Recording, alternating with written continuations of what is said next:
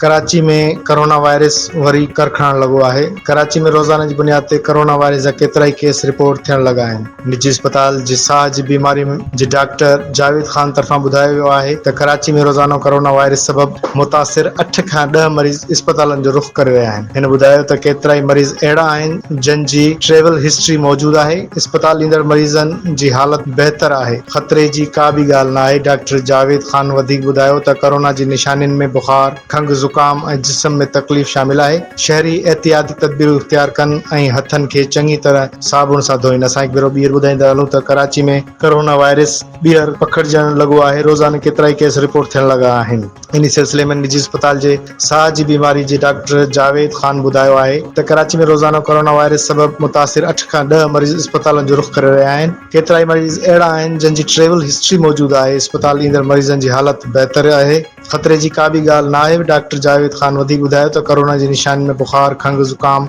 ऐं जिस्म में तकलीफ़ शामिल आहे। शहरी एहतियाती तदबीरूं इख़्तियार कनि ऐं हथनि खे चङी तरह साबुण सां धोईनि।